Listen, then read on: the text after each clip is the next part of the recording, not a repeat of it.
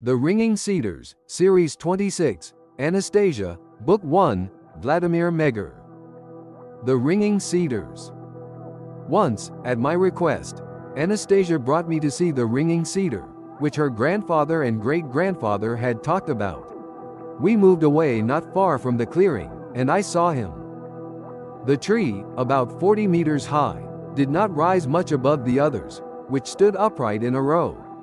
But its main feature was the canopy that somehow sparkled, creating a halo around itself, similar to the one they paint around the faces of saints.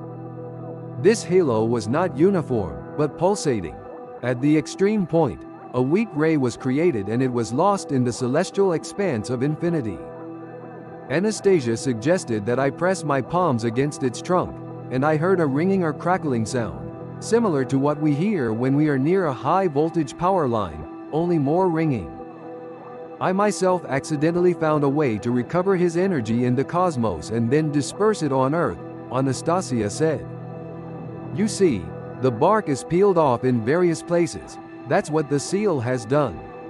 She barely agreed to take me to the first branches.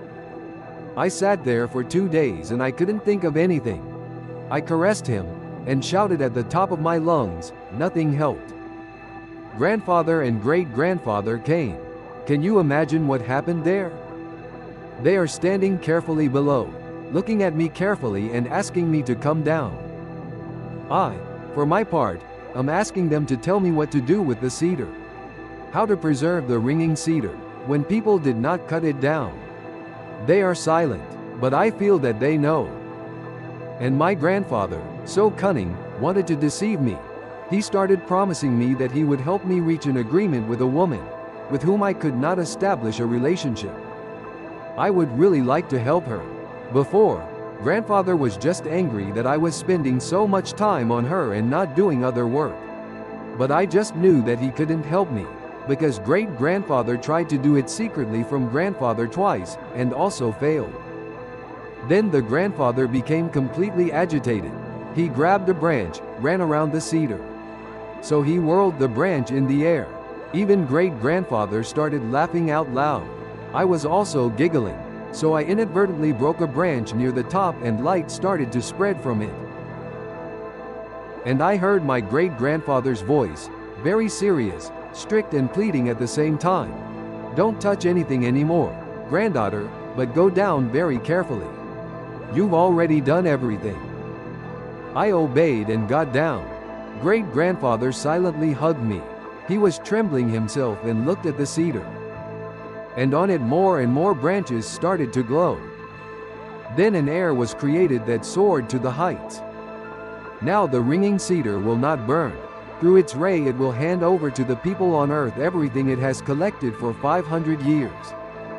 Great-grandfather explained that the ray was created in that place where I shouted to the heights and, laughing, inadvertently broke a branch. Great-grandfather said that my brain would explode if I touched the ray that spread from the broken branch.